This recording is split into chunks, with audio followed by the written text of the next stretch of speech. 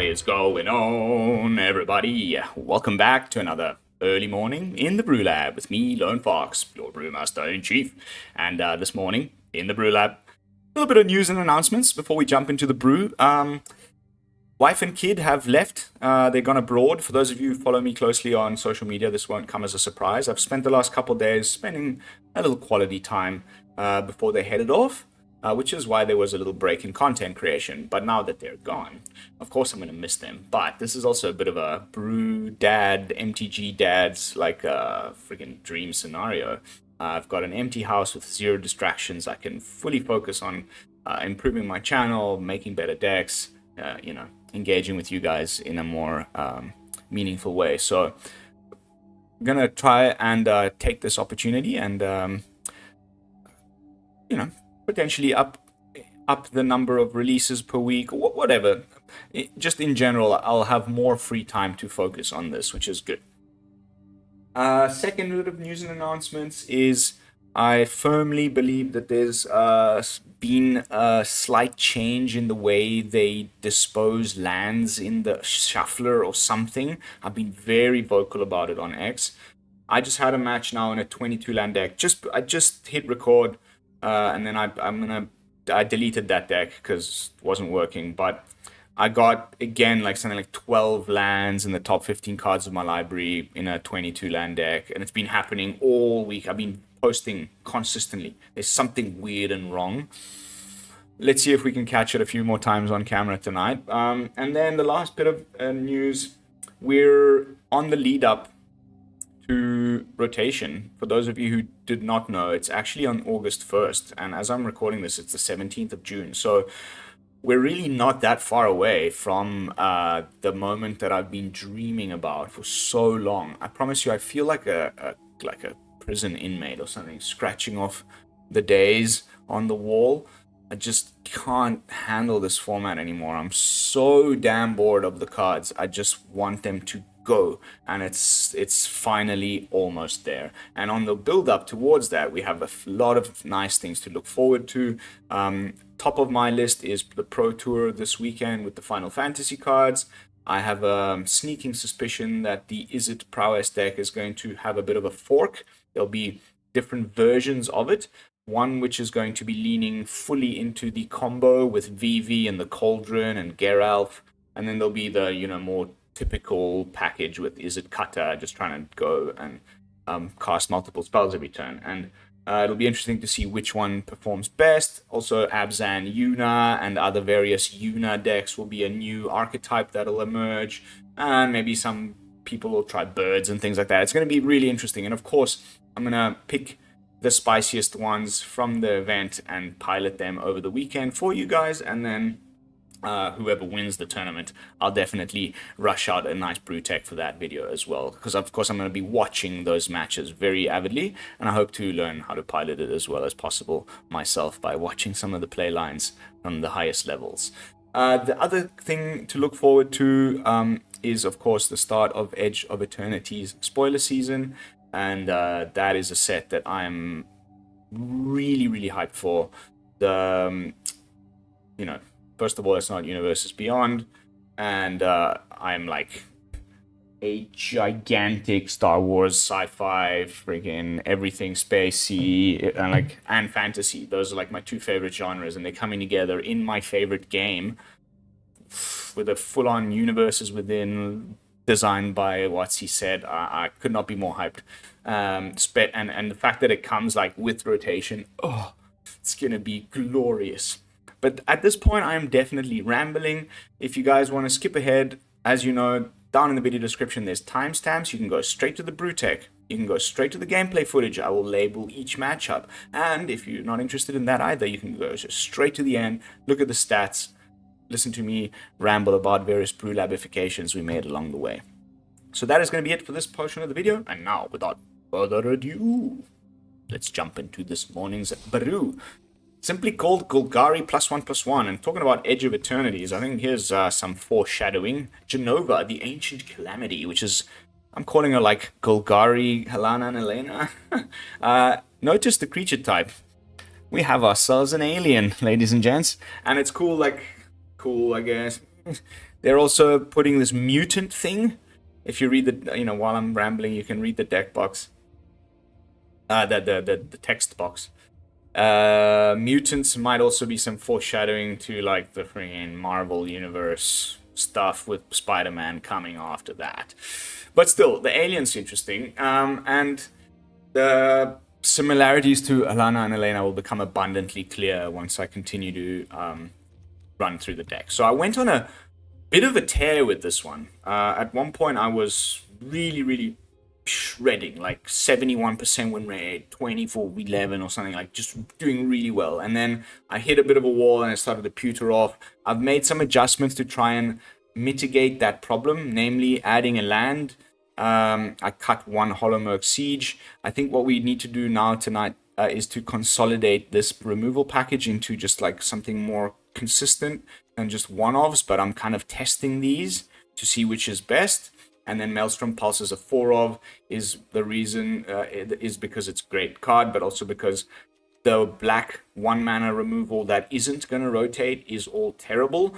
So, and I'm not playing cut downs and that sort of stuff anymore. So this is what we got. And that's why I'm so surprised it did so well. And I'm also equally disappointed that it suddenly started to not do so well. So let's figure that out whilst we play, because I know that the pedigree of the list is good. It's a +1/+1 counters list. 4-patch recruit, obvious. Sath Chocobo, obvious. 2-drop. Sinkhole Surveyor, obvious. Endure, you can put a counter on it, it grows, it's attacking in the air, you love it. Occasionally I make a spirit, but that's really not the main reason for that card. It's you want to have this like inevitability in the sky that just keeps getting bigger, and things get bigger like quickly. We have Hollowmerk Siege. I almost always pick Abzan. You do sometimes pick Sultai. Depends on the matchup, right? If you need to grind, you need to draw, then you switch to the other one. But most of the time, if I'm being the beatdown, I want Abzan because you get a counter when you attack, and the menace is phenomenal. Especially when we reach the doubler of the deck. Stalwart Successor, you always need a card like this in these +1/+1 counter type decks, where if a counter is put on something, you put 2 counters, essentially. Unfortunately, it only happens once per creature, but Stalwart will continue to trigger. So if you do it to multiple different creatures, they'll all get extra counters. And when you combine that with Warden of the Grove, things go bananas really quickly. If left unchecked, this deck goes crazy. The creatures just get so big so quickly in one attack step. But the real nice thing here is Jenova really does read like Helena and Elena on the first bit of the text, where it matters how big she is. That's how many counters she puts. So Warden triggers on end step, becomes a 3/3. On turn 4, you play Jenova, it enters as a 2/6. And now it starts putting 2 +1/+1 counters on each creature, and that's really freaking nice. Of course, if you've also got Stalwart in play, but that would never happen on turn 4, but maybe like later in the game, then you get 2 counters. And then, also, extra bit of value during your turn. So usually you attack and they block something big that they kind of have to, or they point a removal spell at it. Your mutant dies, you draw cards equal to its power. Really cool. A couple of cottages. That's the deck. Let's jump into some games. See how it holds up on the Mythic ladder. And hopefully we got through that patch of bad luck with the list. And we can also figure out something about those 2-mana removals. Maybe I can trim one pulse, one something, one thing, and like make some little adjustments as we really try to make this list viable, because it wasn't just luck. I played upwards of 50 matches. We'll see the stats at the end. So there's time has been put in here, and the wins I did get were very convincing.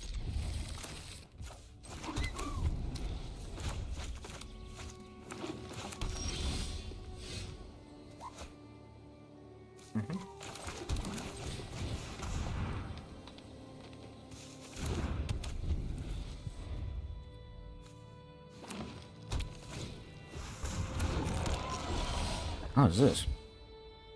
I don't even remember seeing that.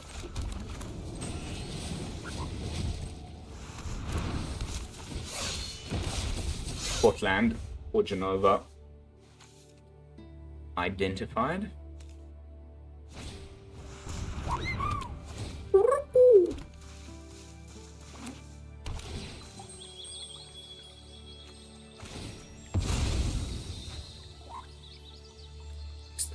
Audio maybe just a little bit hard.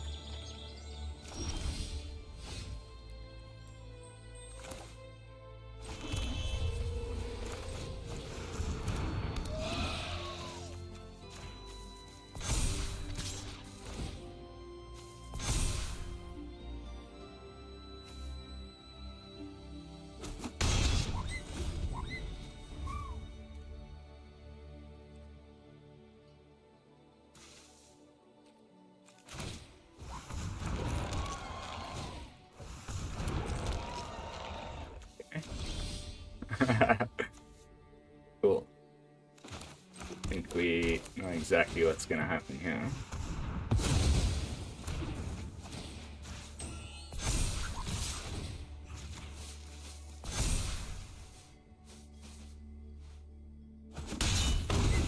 Could have blocked the 1/5.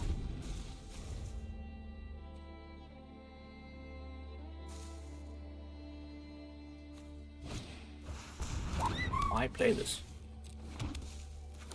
It's just way better available.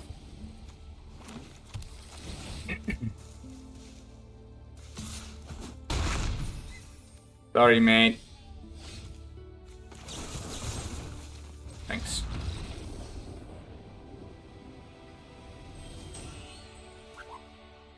Yeah, don't play that card.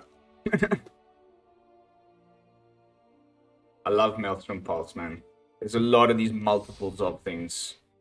Almost every match, you get a nice hit like that on at least 2 things. And of course, the best one is multiple Corey Steel Cutters.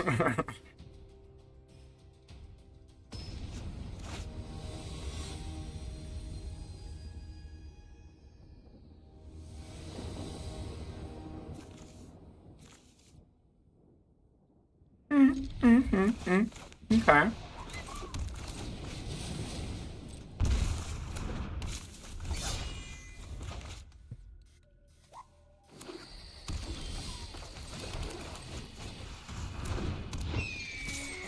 Looking like Oonn pile of some sort. Okay.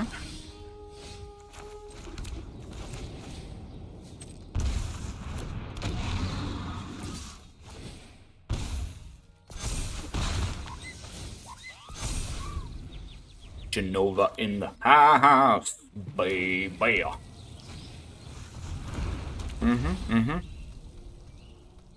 No reach yet.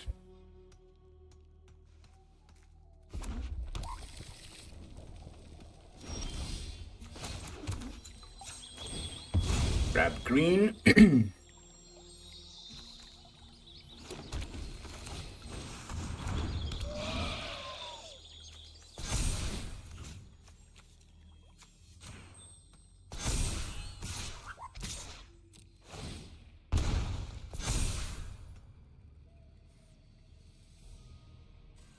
Take 8.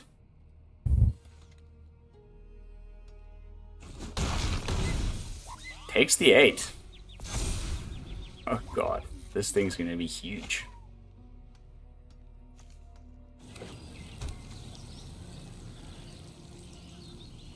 Yeah, this type, I mean, you need white sweepers for this now. I don't know if he's running them, but maybe. Okay.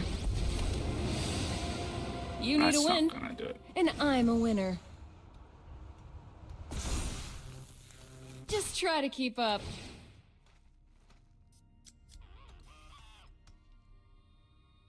Just take 6? Is there any way that that's a problem? In case. You can still do something here, like a plus.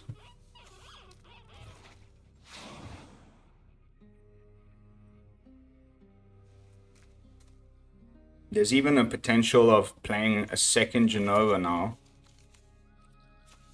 And then that'll just boost the Surveyor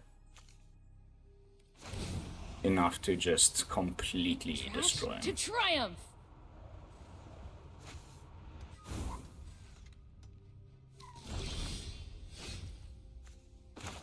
I think it's worth the lol factor.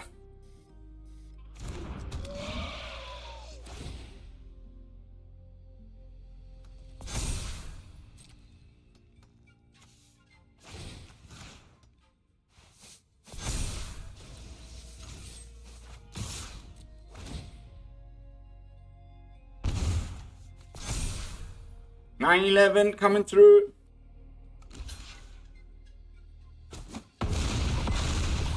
Ow! I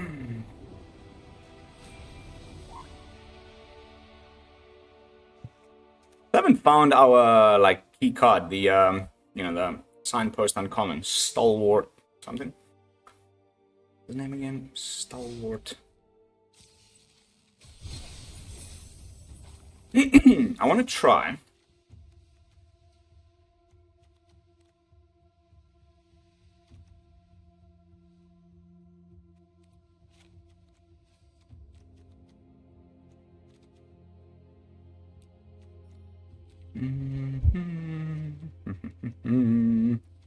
One strategic betrayal. Little tiny edits, like I feel like that card is good, but it's almost always a 3-mana spell if you can't forage. And at 3 mana we've got the pulse, so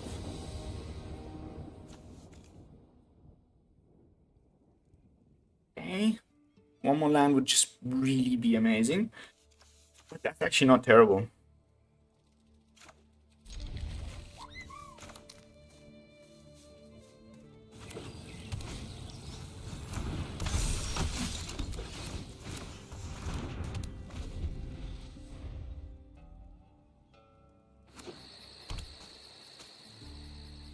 Could be like legends or humans or...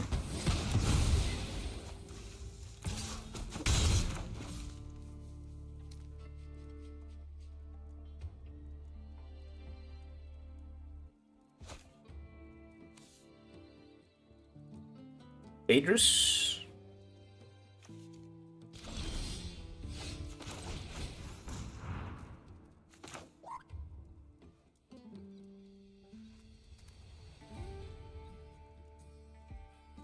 Opponent.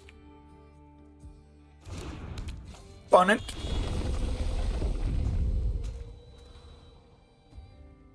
Bro, just click the buttons. Wow.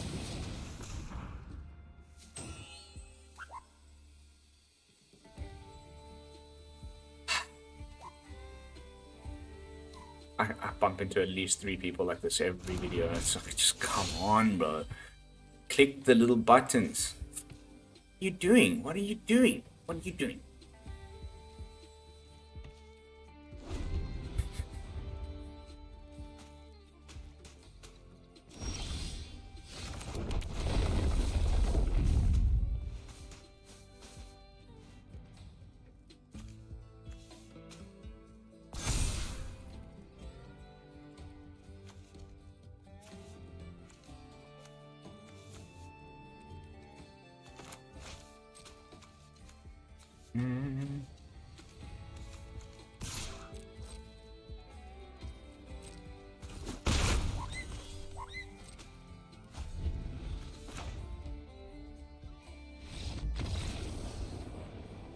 Fine.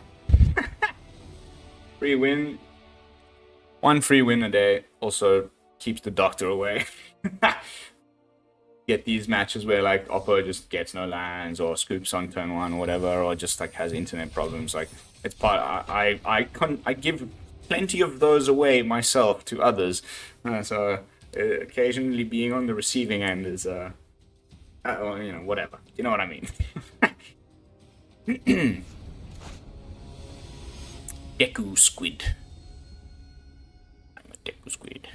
I'm a dick who's weird. Ooh. Okay. How good is starting town, guys?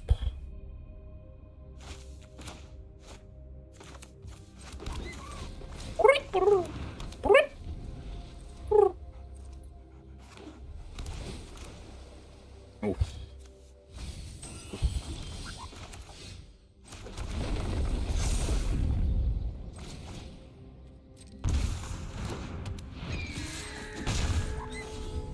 Field temporary lockdown deck. Okay, no, it's the freaking city. Wow. Finally, the successor is here.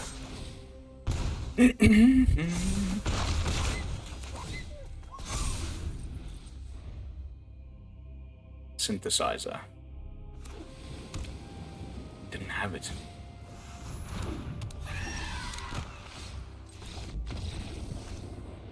What's going on tonight? I mean, I'll take it, dude. Wins. Maybe he really wanted that untapped redrop. He felt like, I mean, that's. I'm so happy I made the switch to mostly best of 3. Because I've really learned my lesson. I used to be such a best of 1 mage. I still at heart am, because it's time and quick, but it's not. People just quit because they're like, oh, next game. As soon as you fall slightly behind, you know, you don't have a chance to get back in, just quit. Like that proper match where sideboards matter and there's a back and forth and you really get to know the opponent's deck and play style can only really happen over a course of a best of 3. It's just so much better. It's just, you know, often the videos go over an hour and...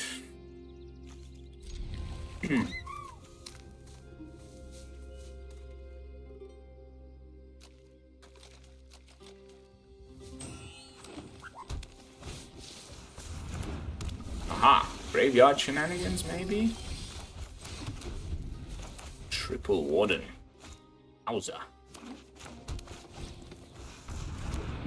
I would say so, but it might just be me. I don't know what the fuck I'm saying. Like, usually when I see this now, it's this, like, graveyard type deck. Which is very scary. The deck legitimately whoops ass. Hey, my brother's birth here. Yeah, I had a feeling there would be black there.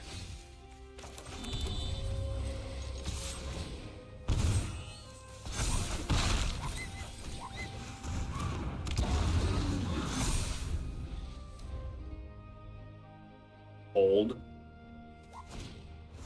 Hold.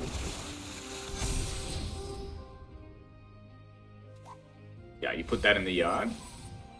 Now all your things that are reduced the cost by a number of features in the yard are still not quite reduced enough.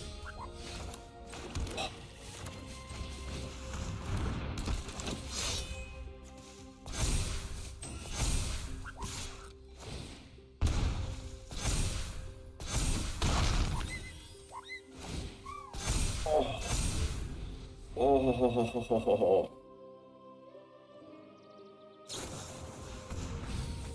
Too slow, buddy. Too slow, buddy. Sorry, this time it didn't pop off. It often does. But not today. I think I'm gonna play the siege and then give haste to the warden. And that just I mean haste, I mean menace. And that just does the trick, I think.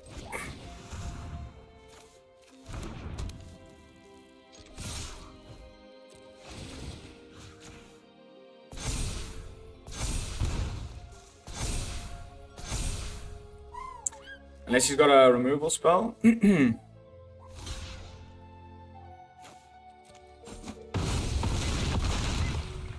Nice. You need, I don't know, does they have a sweeperithness? I don't think so. But 3 removal spells. And then we can also Maelstrom Pulse all his beanstalks. Yeah, so this makes me discard a card, I think.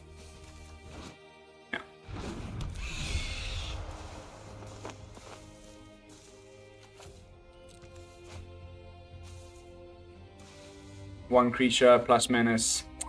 Still, you can't do it. I think I got you. 1, 2, only 3.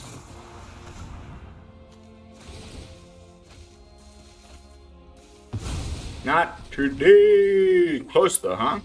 So you can see the power. Unfortunately, it finally got to this point.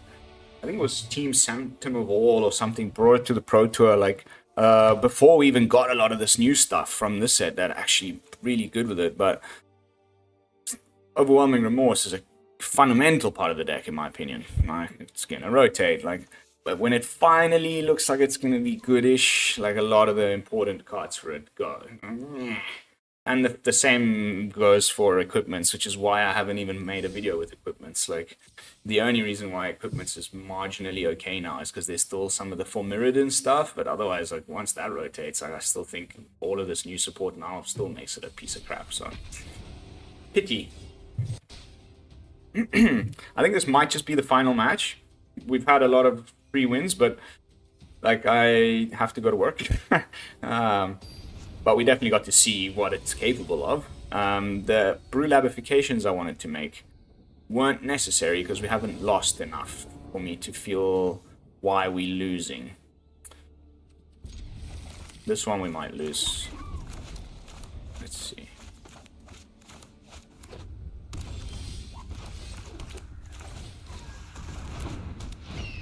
No cut down.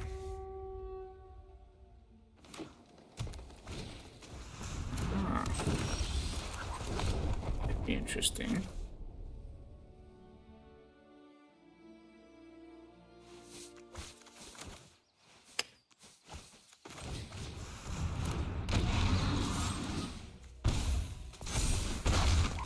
This is the biggest, like, you know, highest risk, biggest reward. If we find a land, we can play Jenova, best potential. Like, otherwise the alternative was to just play out a poor patch with Offspring. Maybe nice, but yeah, I think Warden there was the best option. Opponent's playing just a bunch of mana dorks. Didn't find the land though. Well, then in this case, we do.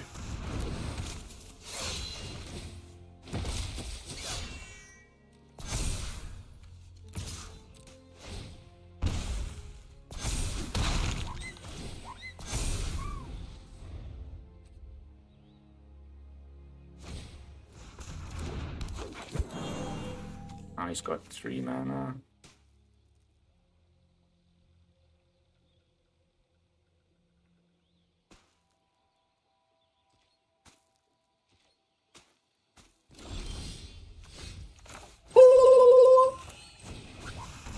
He might have counter magic. Blue, he's tapped for mana. Or a removal spell.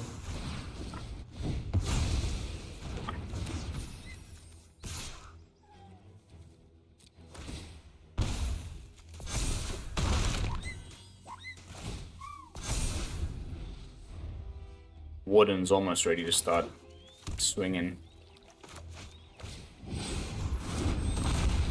Okay.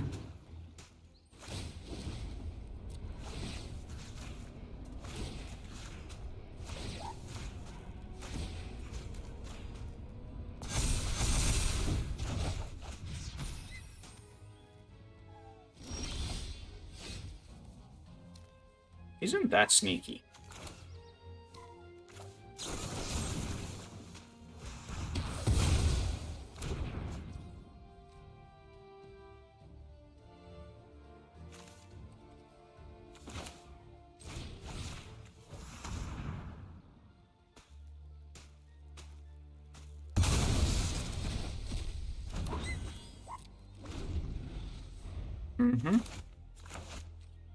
I put the counters on wrong. It's so silly.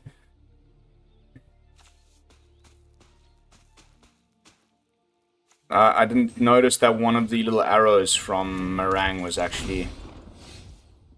Ooh.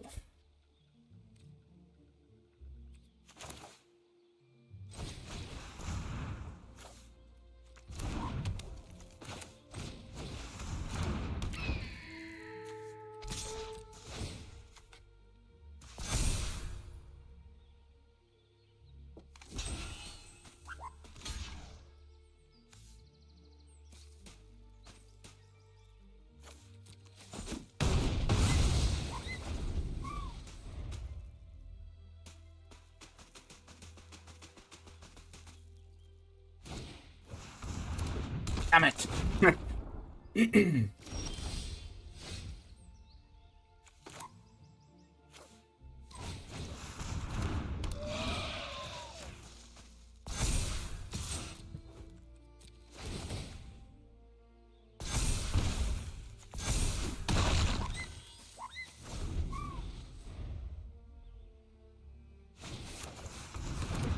What? I think that just does it, finally. What a weird match.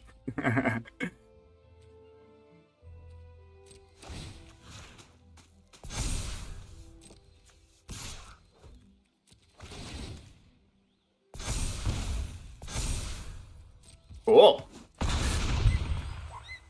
One misplay there. This Warden was coming back to hand, and I put a trigger on it from the. Might have ended the game a little sooner, because that attack where I was trying to get rid of Rydia, where I knew my Paw Patch was gonna die. If it had had one extra counter on it, I would have actually been able to kill the Meringue instead. But he anyway just replayed another Rydia. I just saw it as some sort of a combo piece. I was like, I'm okay to sacrifice the Paw Patch, because he was anyway gonna lose. But that was nice. That was cool. The Menace, like I mentioned, really showing its potential. And we've arrived at the 35-minute mark, so I think I'm just going to leave it at that. We did get to see the deck do the thing, but it wasn't a very hard matchup night, though. Morning, because of how easy some of those opponents were. Just going to get some stats up on the screen here for you. As you can see, I mean, 40 for 30, 40 for 29. There was a point at which when it was much better. I'll show you down here. Yeah, like I did an 11 for 6 at one point. I felt really good. Then here, an 8 for 2. Like, you know, I was shredding. And then I hit this wall of defeats at some point here, and it'll be interesting to see like which matchups those were and why. But honestly, it was more to do with these like ridiculous situations of mana floods and things that I've been experiencing since the last patch than anything. Like just terrible R&D than the deck actually being bad in any way. So regardless, you know, a bit of like weird, like, ooh, oh my goodness, what happened here, Lone Fox? Like, ooh. But overall, I think the deck is worth it's worth trying out. And this last little run here, 6 for 1, should help kind of prove that a little bit. And I would love to hear your thoughts. Like, what would you do to make it better? Could this be made into a best of 3 list? It's still open, but it's the best Golgari aggro that I've put together in a year. So we're almost there. That is it for this video, guys. Thank you all so much for watching. Let me just get these stats out of the way, jump back in to the deck, leave it on screen while I wish you a pleasant rest of your day, wherever it is that you are in this world. Peace, y'all.